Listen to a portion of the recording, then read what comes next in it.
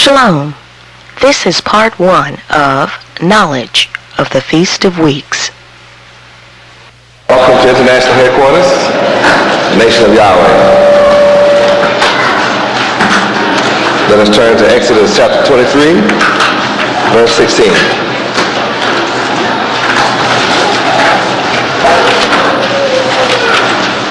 Exodus chapter 23, verse 16. Dealing with the second of the three annual festivals belonging to the so-called black man of America. The other two being Passover and Tabernacles. Let us read. And the feast of harvest, the first fruit of thy labor, which thou hast sown in the field, and the feast of ingathering, which is in the end of the year, when thou hast gathered in thy labors out of the field. Verse 17, read. 3 times in the year all thy males shall appear before the Lord God Yahweh. You who want to know what that passage of scripture means may get my tape of last night, and it will explain to you the mystery of that verse to some great detail. Certainly does not exhaust my wisdom on the scripture, but you can enjoy last night for a long time. Leviticus chapter 23.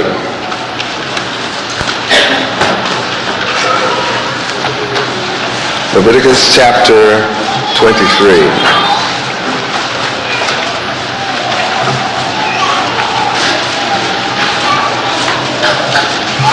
Beginning at verse 15 through verse 22. Let us read. And ye shall count unto you from the morrow after the Sabbath, from the day that ye brought the sheaf of the wave offering. 7 Sabbaths shall be complete. Even unto the morrow after the 7th Sabbath shall ye number 50 days. And ye shall offer a new meat offering unto the Lord Yahweh.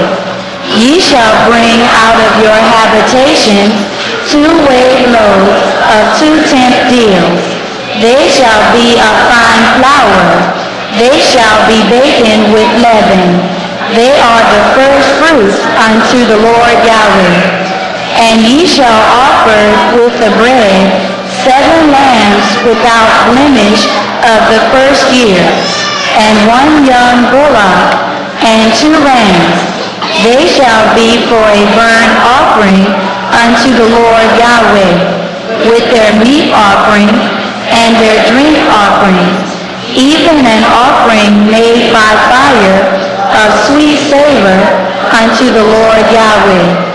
Then ye shall sacrifice 1 kid of the goats for a sin offering, and 2 lambs of the first year for a sacrifice of peace offerings. And the priest shall wave them with the bread of the first fruits for a wave offering before the Lord Yahweh with the 2 lambs. They shall be holy to the Lord Yahweh for the priest. And ye shall proclaim on the selfsame day that it may be an holy convocation unto you. Ye shall do no servile work therein. It shall be a statute forever in all your dwellings throughout your generations.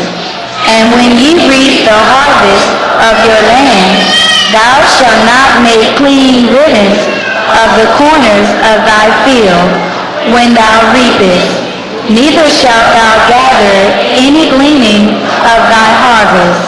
Thou shalt leave them unto the poor and to the stranger. I am the Lord your God, Yahweh.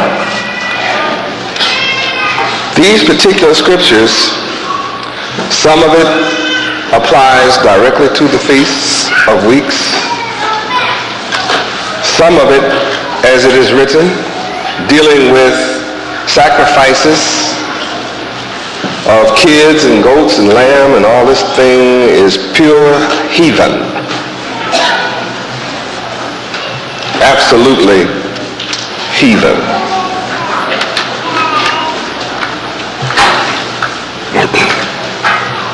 And if any of you think that we are going to run around building altars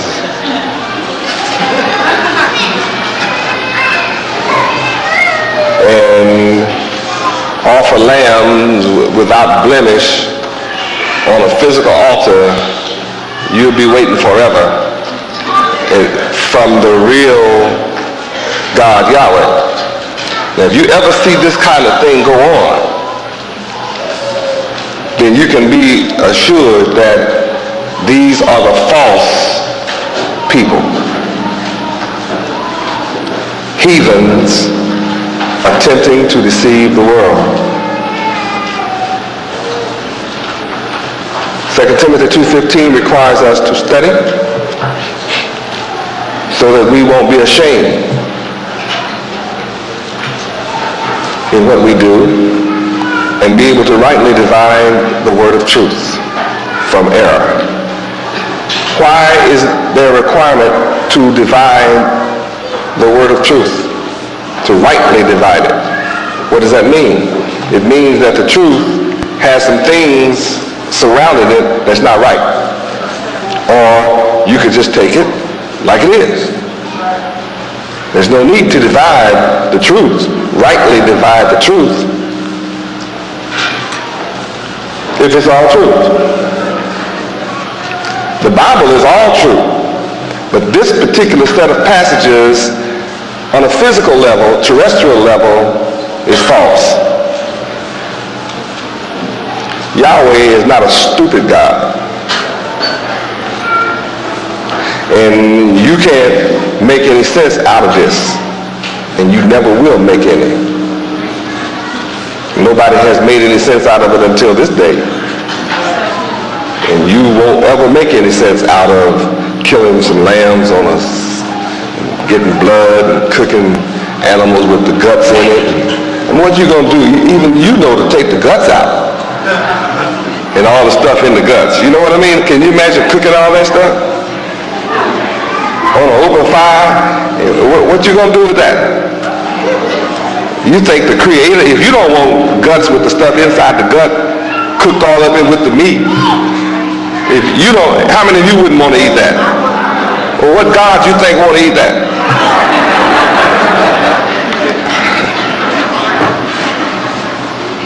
So I'm not causing a shadow in the Bible. I'm telling you that you have to learn how to rightly divide the word of truth.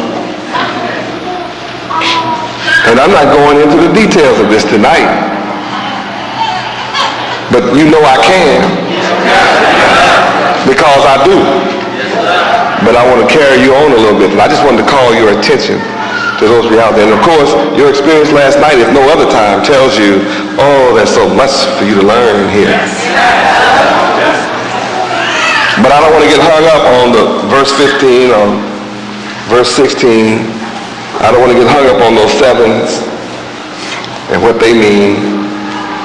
I don't want to get hung up on the Sabbath, because it's really not about the Sabbath. What is it about? The seventh day. See, Yahweh didn't say keep the Sabbath holy. He said keep the seventh day holy. So if you have the wrong calendar, guess what else you have wrong? The seventh day. What are the calendars that are being used today? They're lunar calendars. There have been Roman calendars. In fact, you don't know how many calendars there are and the difference between them and how they're being used today, because you've never studied them.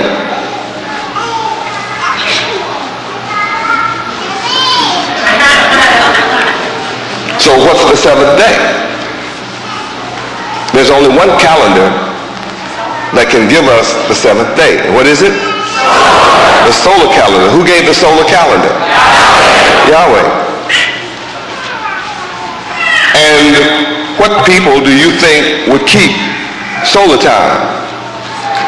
Only Yahweh's people. And since Yahweh's people are not keeping solar time, something happened to them. That gets to be the issue.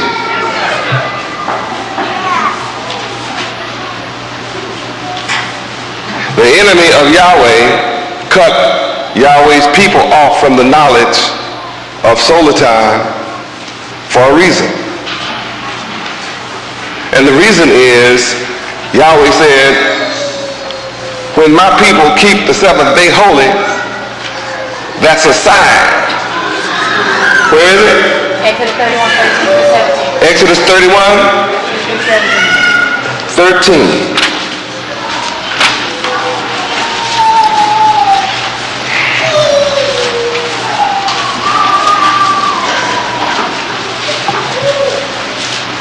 So Sabbath was used as a day to substitute for what? Seventh day. The reason I said Yahweh didn't say the Sabbath at the point was Sabbath had been corrupted to be Saturday through the Jews' influence. And it's not so. Saturday is not holy, more holy than Sunday. Monday, Tuesday, Wednesday, Thursday, Friday, all the days that Yahweh made is holy.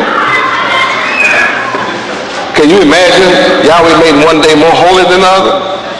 All the days are holy. What's more holy about Saturday than Sunday? Who made Sunday holy anyway? See, you have to study to know these things. Who changed from the seventh day to Sunday? And when?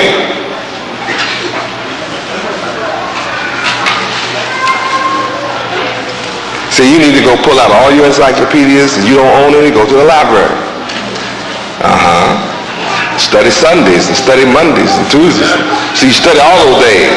You don't even know where those days came from. Who come up with that thing called Monday? See, Yahweh didn't name no Monday in the Bible. Where is that? Nowhere in the Bible do I see Monday. Maybe it is. I haven't found it. Is it in there?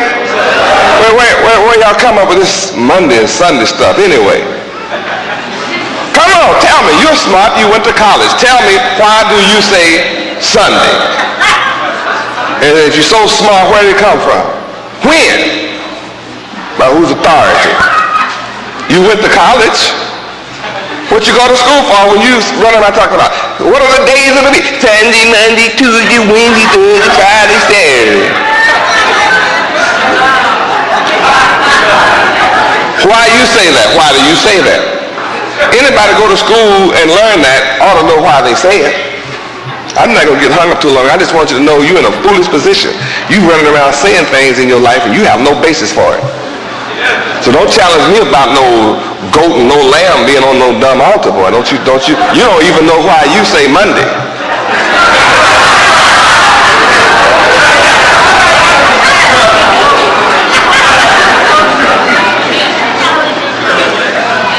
See, anybody that don't know why they say Monday can't question me about no lamb being cut up and blood drained on no altar, talking about that belong to Yahweh. How you do? Just hush. You hush. Hush your mouth. Hush your fuss. Doesn't it make you feel a little ashamed that you don't know where these things came from? I mean, you know what? You taught your kid to be as dumb as you. Your kid come up and you say, well, what's the days of the week, kid? And you taught your kid to say the same dumb thing you said. And your kid is just as dumb as you about where it came from because you couldn't teach your kid what you didn't know. So I already know your children know nothing about no Sunday's origin. He have no knowledge of his history. It's documented. You can find it. I did.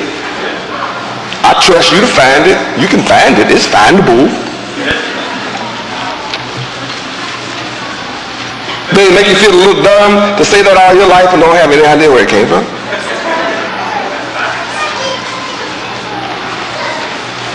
Y'all looking at me so funny.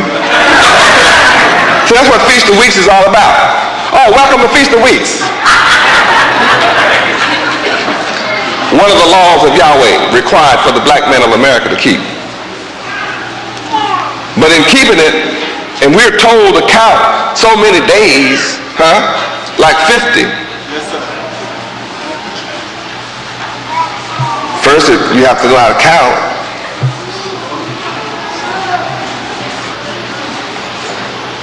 And you should want to know why it's 50.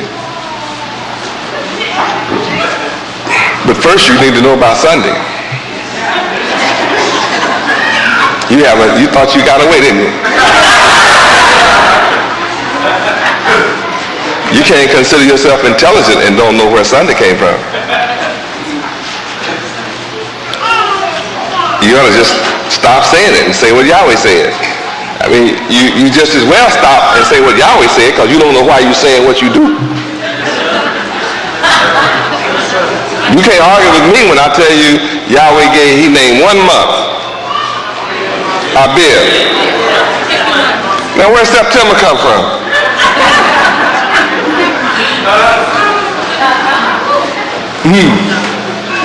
What? Where January come from? I mean, where'd that come from? How long has it been January? How long have people been saying January? Only all of your life. But what about January before your life? Did January come into existence when you were born?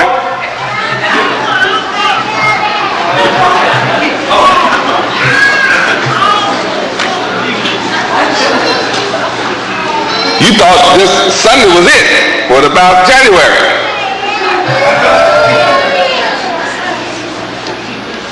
Is January the first of the year? Whose year? It's not the first of the Creator's year. Who ought to know better than the Creator when the year begins? He made everything. He set time in motion. Yahweh set time in motion. So he know when time began, so he know when the month began, he know when the year began, and he know what number the day began on. See, Yahweh's number began with 1.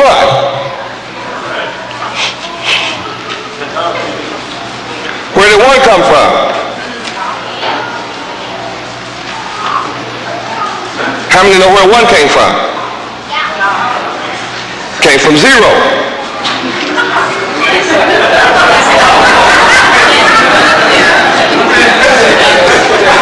Who's the author of 0?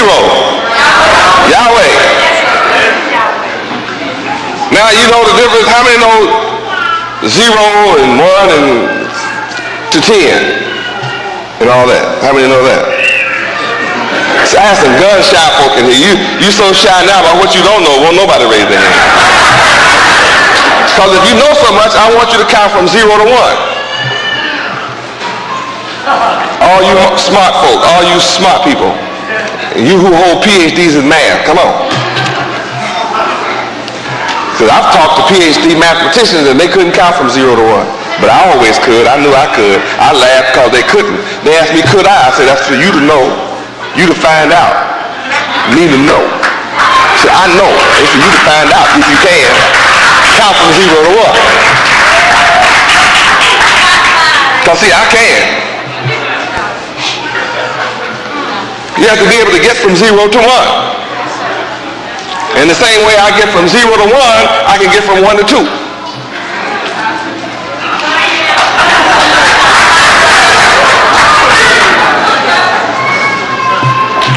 So where did January come from?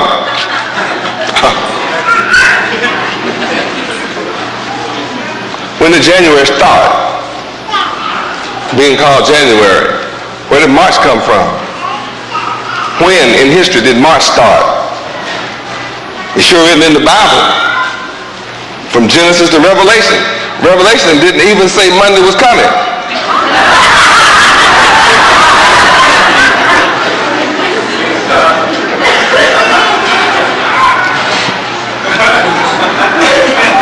So don't question me when I teach you something here in Exodus and Leviticus. See, don't you ask me no questions. Why did our enemies hide from us? Why is it left out the Bible the seventh day and what it is and how you get to it and how do you know it mathematically, historically, and with proof. It means that somebody wanted to cut God's people off from the sign.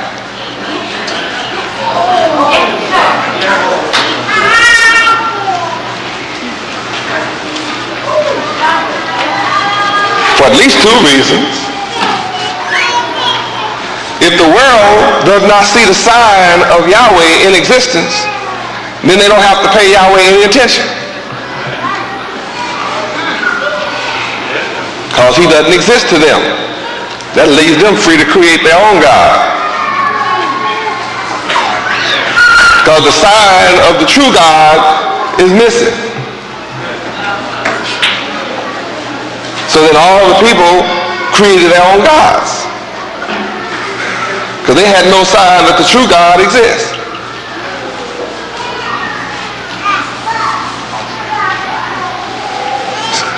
So whoever God's people are can only prove it by keeping not the Sabbath Saturday, but what? The seventh day holy. See, that's what the law of Feast of Weeks help establish. You have to be able to count 7 perfect Sabbaths. A Sabbath is a word for 7 days. 7 days. 7th day. You keep a perfect 7 sets of sevens. And in order for it to be right, you have to have a knowledge of the right calendar. And therefore, when you have the right calendar, you can, and the world will know you belong to Yahweh when your day is different from everybody else's. It makes you peculiar when the whole world is going by a calendar and you come up going by another calendar. That forced the world to ask, whose calendar are you going by? And you say, solar time. They don't ask the question after that because they know what solar means. The sun's time. The only way the people can go by the sun's time is for the sun to come and establish his time.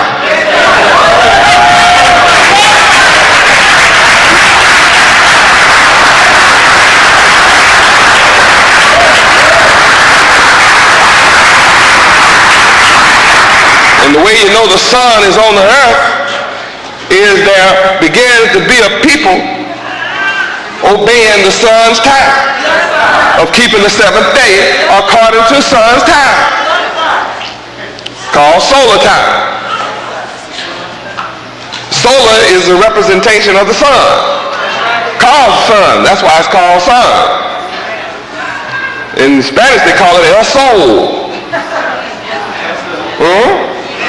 All they have to add is the AR.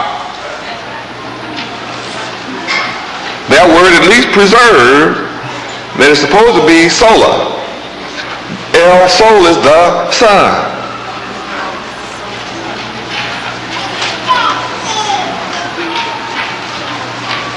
Well, I told you I could get you hung up.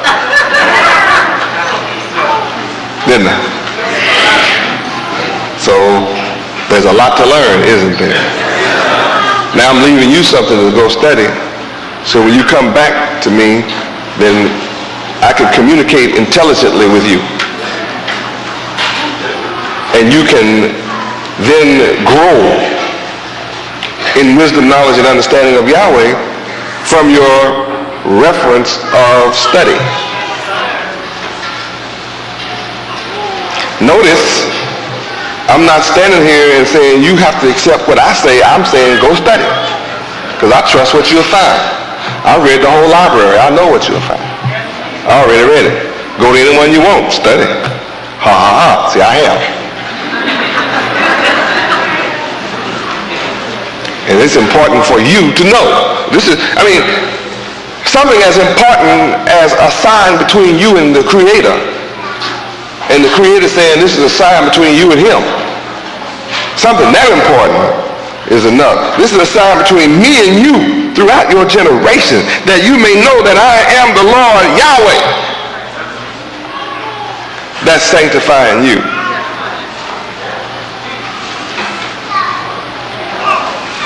It takes a peculiar people with a certain set of genes and chromosomes to want to identify with this. See, a fella that's not one of the children of Yahweh, by his genes and chromosomes, will say, what difference does it make?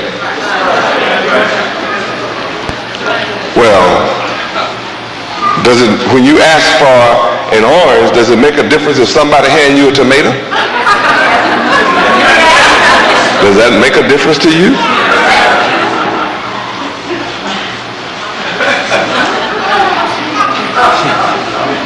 Well, that's how much difference this makes. Yes, everything makes a difference. But don't try to argue with me. It makes a difference.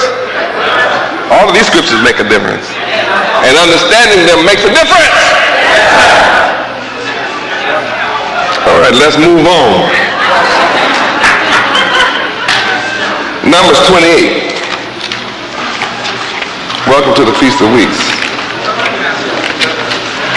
Woo, I get hot when I step on people's toes.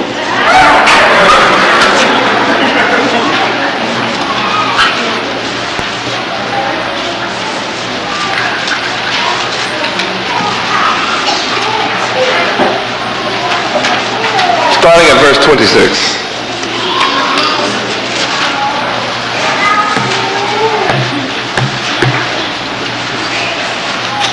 Read. Also in the day of the first fruits, when ye bring a new meat offering unto the Lord Yahweh, after your weeks be out, ye shall have an holy convocation. Ye shall do no servile work. Now we ought to really love that. Don't do no servile work. Verse 27 through 31 is heathen. I can explain it, but it's still heathen. I can spiritualize this for you and accept every one of those verses under spiritual condition. You can't spiritualize these verses because your mind is terrestrial. And when your mind is terrestrial, you'll be going up looking for some offering to burn. You'll be looking for matches and kerosene, gasoline, torch. Yeah, you know what I mean? Yeah, you will. Because you're a child in the mind when it comes to the word. You have to wake up and find out that the Bible is written in at least 9 different ways. Figuratively, literally, prose and poetry, allegories, similes, metaphors, parables, prophetically and symbolically. Well, it's a bunch of ways. Where you count on your fingers and toes, it's a bunch of them. So you don't know when to read the Bible prophetically or literally. You don't understand what symbols are or why. So I have some around these walls and you don't know what all that is. Please turn to side 2.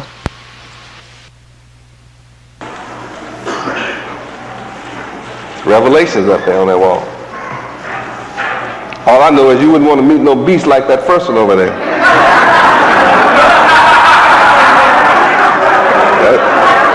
I know that. You wouldn't want something rise up out the water like that on you, would you?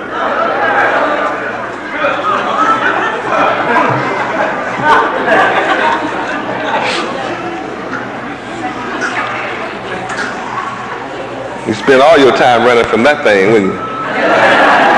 And if you understood that symbol, you'd have your tennis shoes on now. Because that represents somebody. That's not an empty threat on the wall. That's serious business.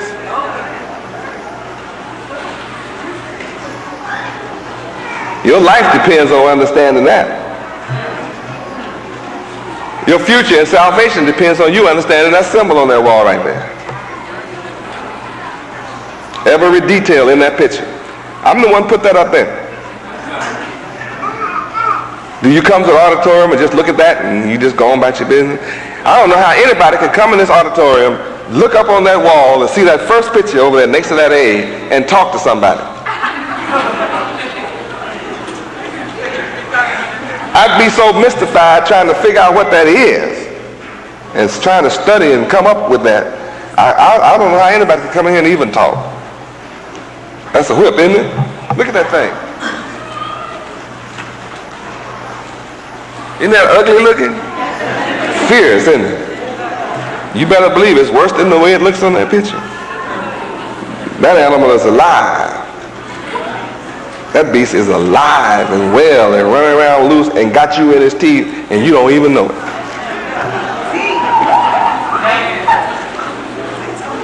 Yeah, and got you and you don't know it. I mean, you are totally possessed by that beast and don't understand it. Totally possessed.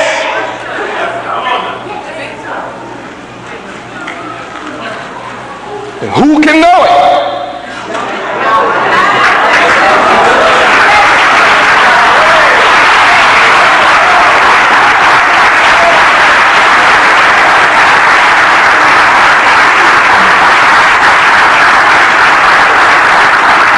Anything running around like that can devour you and your children, you shouldn't want it to continue to exist.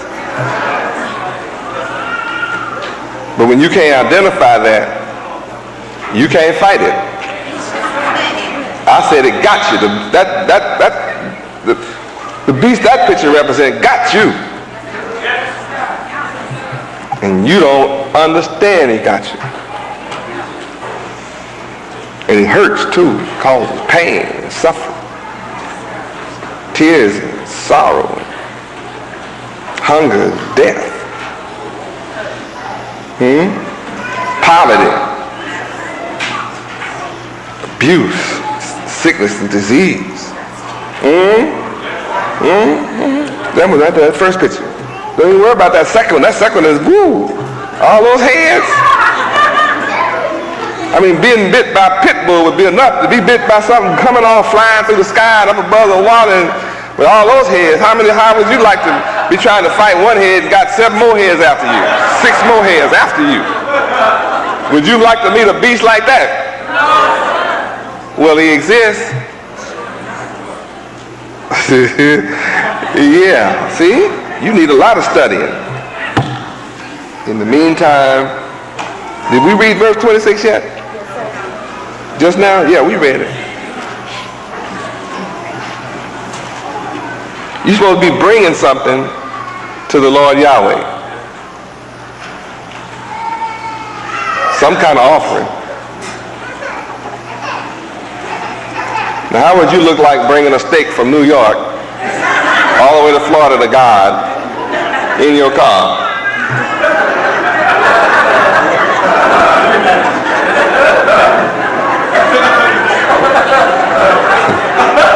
And you think God wants an old purple, rotten, stanky smelling, putrid steak. Talking about, here's your offering, God.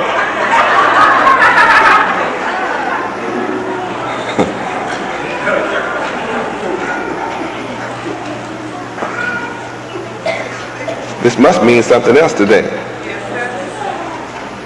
You don't know any more about what it means than you do where January came from.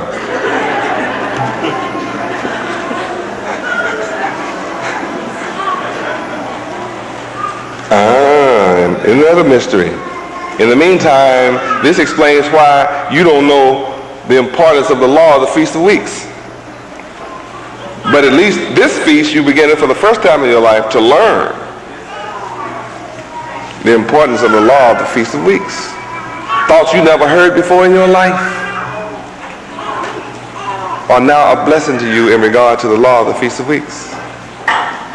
From what you've learned this week, how many of you are benefiting from the knowledge of the law of the Feast of Weeks? You have a new attitude about life. And you say it's beneficial? Very beneficial. A little beneficial? How much money can this knowledge mean to you about the law of the Feast of Weeks? Priceless, infinite wealth. Priceless, infinite wealth is what you obtain from the knowledge of the law of the Feast of Weeks. By obtaining the knowledge. It's not enough to obtain it now.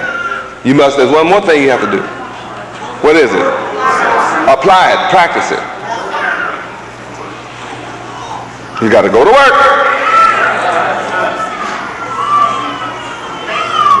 And sow some seeds that belong to Yahweh. And it means infinite wealth to you, for you and your children and families forever.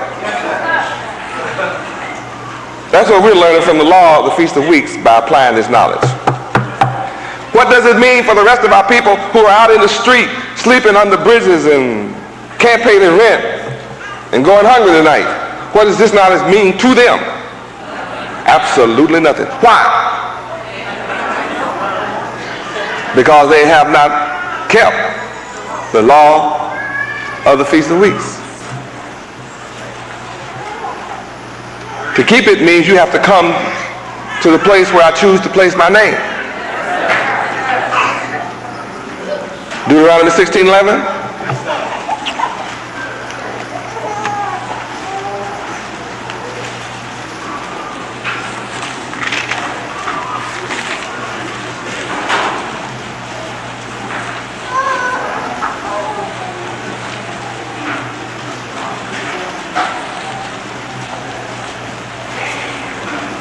Deuteronomy 16:11.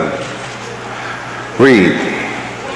And thou shalt rejoice before the Lord thy God Yahweh, thou and thy son, and thy daughter, and thy manservant, and thy maidservant, and the Levite that is within thy gates, and the stranger, and the fatherless, and the widow that are among you, in the place which the Lord thy God Yahweh hath chosen to place his name there.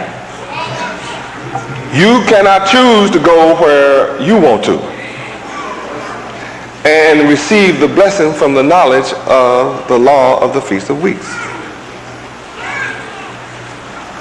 This knowledge will only be given from the place where Yahweh has chosen to place his name.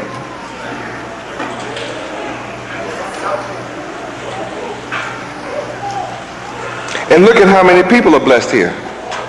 A whole array of people are able to rejoice when they keep the law of the Feast of Weeks at the place where Yahweh chooses to place his name.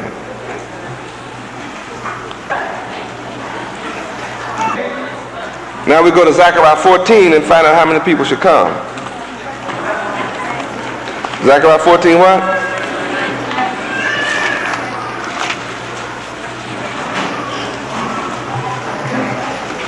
Starting at verse, Zechariah is the last book just before Malachi.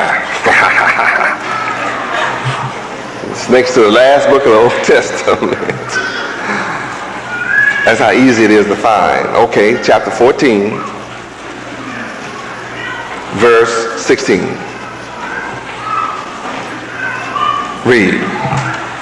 And it shall come to pass that everyone that is left of all the nations which came against Jerusalem shall even go up from year to year to worship the King, the Lord Yahweh of hosts, and to keep the Feast of Tabernacles.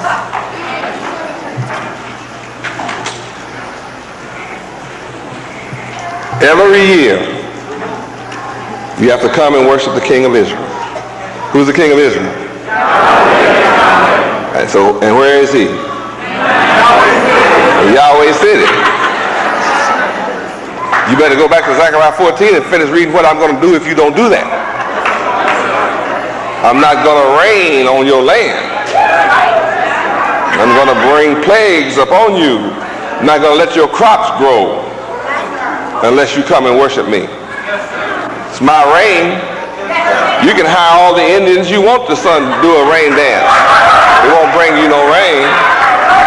Indians don't own the rain. I do. So I'm not going to let it rain on you. I don't even have to pick up a gun. See? Just don't let it rain. Have y'all seen countries where it doesn't rain? What do they call it? Drought? What grows? Well, that's my power. That's what I can do. I'm doing it to show you I can do it.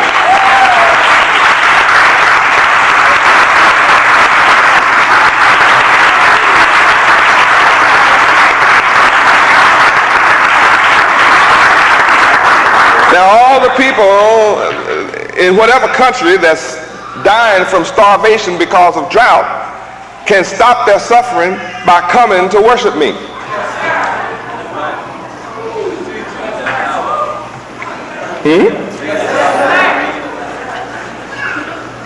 You don't understand that mystery? Haven't you noticed where I am is plenty of food? And more water than you'll ever drink.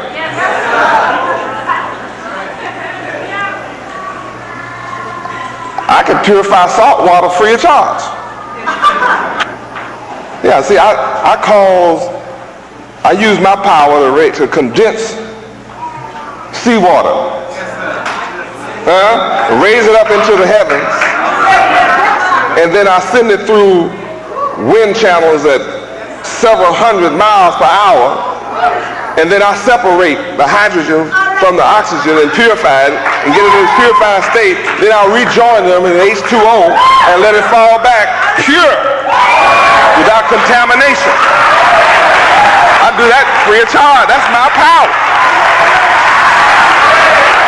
More water than you'll ever drink. I'm not dumb being in Florida.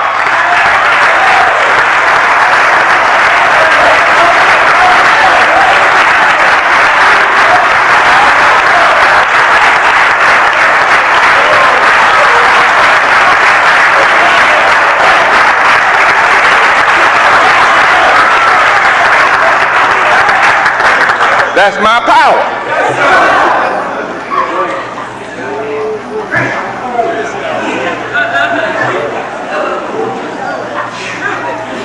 You don't have to stay over in another land dying from starvation because I don't let it rain over there. I'm proving I'm God. See, if they all come over here and worship me, I just give them a rod and a hook. And just send them out on the edge and just kick the water. I'll make the fish run up on the shore and you eat all you want. You don't even need a hook.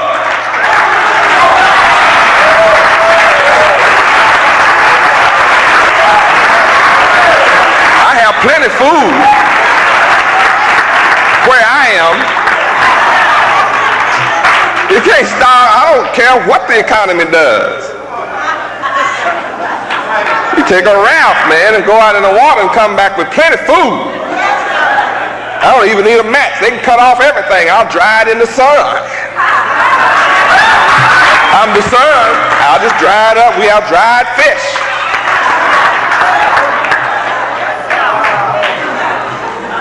I don't care if I'm the one drying the economy up. I'm going to drive it to hell. You can't starve me. I have oranges in my backyard, mangoes, and papaya, and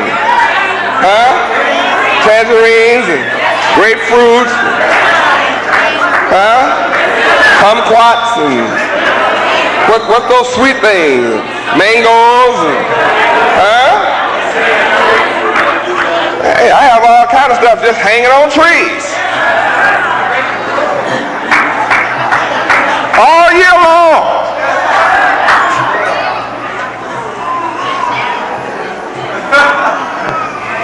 See what they got going, they can't get no water. Come worship the King, I'll feed all of them. I have more than enough, can't you tell? You can now. All that worship me, hang around me, you'll never be hungry. Can't eat it all up.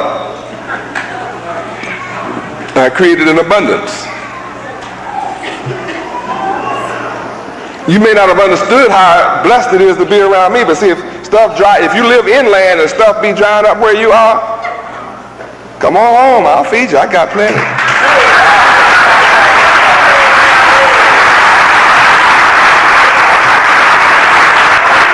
Always will have plenty.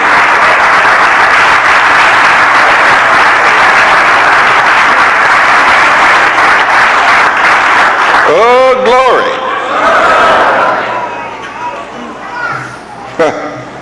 Check it out. See, the law of the Feast of Weeks teach you like this. You learn this by just studying and celebrating Feast of Weeks. Now, the people that don't come and worship the King of Israel, they don't have this wisdom.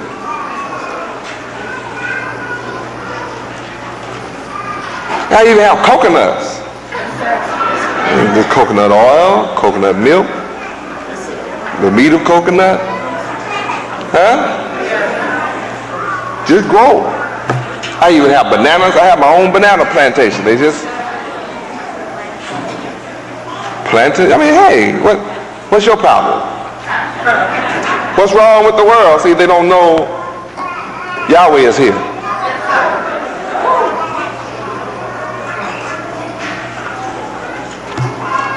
How many can see when the world start coming to worship the King, all hunger's gonna leave?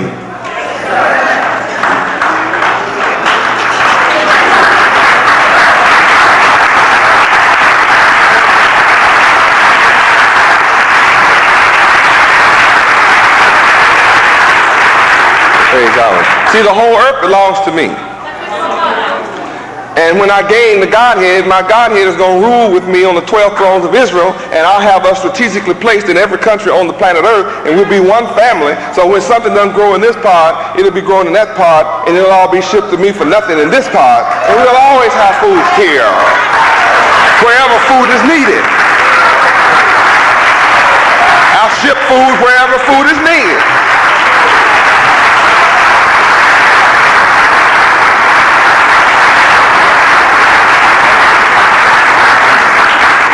See, the enemy of man, the enemy of Yahweh plays food politics.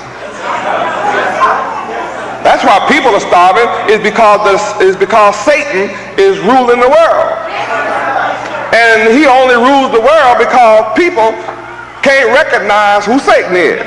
They don't know how to recognize Satan. Satan is ruling the world. Now, I'm here to take the world from Satan. And some of you are learning that Satan cannot prevent me from chasing him out of the world. Some have found that out. It's impossible for Satan to stop me. I just speak to Satan and he has to go.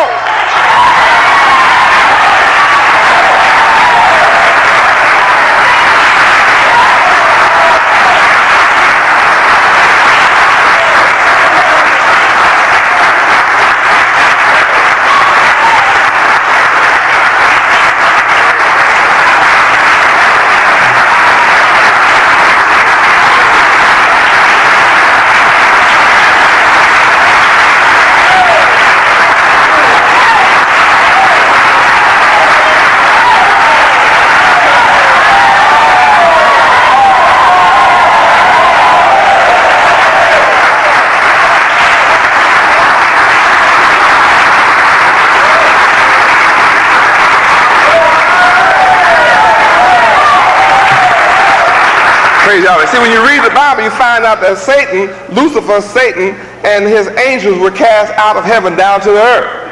Satan has a lot of angels. A third of heaven. Now, see, you don't know how many that is. But it's a bunch. And some of you are witness today that I spoke to one of Satan's angels. And I shined the light on him. And he took leave from you.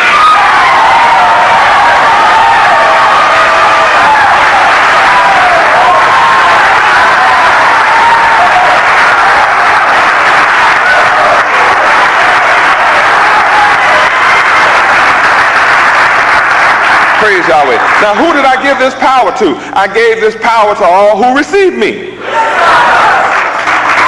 and believe on me. That's who I gave the power to. And they know they have it. All who receive me know they have power over that angel of Satan.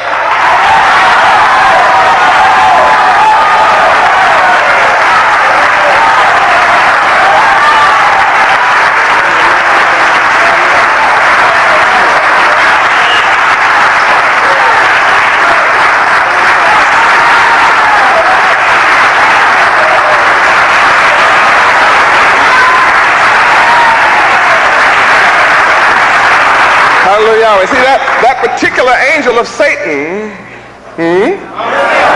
that had been ruling over you was hidden from your view. But now that I have shined the light on him, he'll never be able to hide from you again.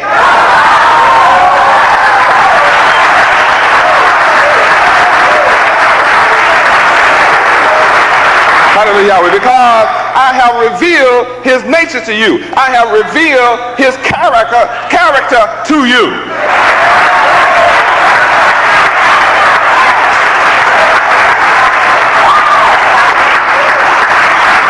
See, if you don't come and worship the King, you feel a little empty right about now.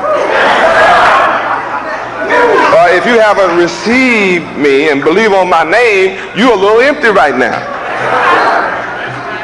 You know it's something missing in your mind. Yeah. But see, that's what you learn from the law of the Feast of Weeks. You gain power over Satan.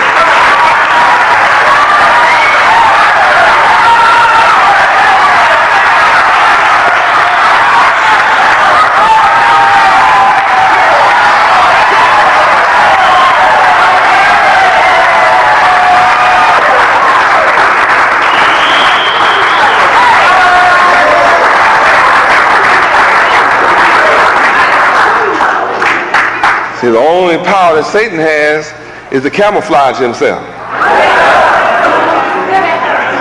He can only rule over you when you can't see him. That's why he's oftentimes called a spirit and invisible. See? Understand that mystery now? All of you don't understand that, but some in here understand that. Hey. Yeah, Satan is a spirit, all right. But when you receive me and believe on my name, I give you the power to see him.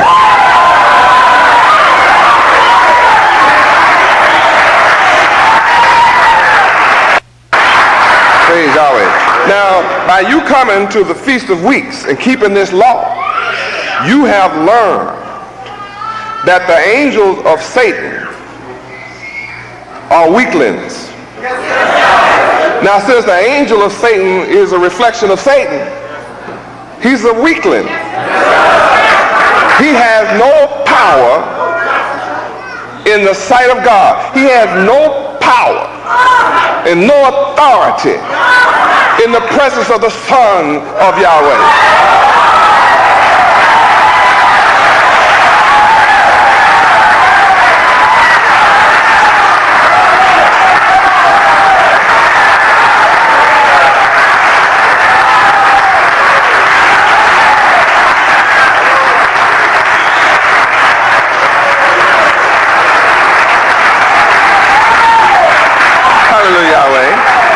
Now there's some of you clapping with an empty clap. You're clapping because others are clapping. But see, there's some in here who know what I'm talking about.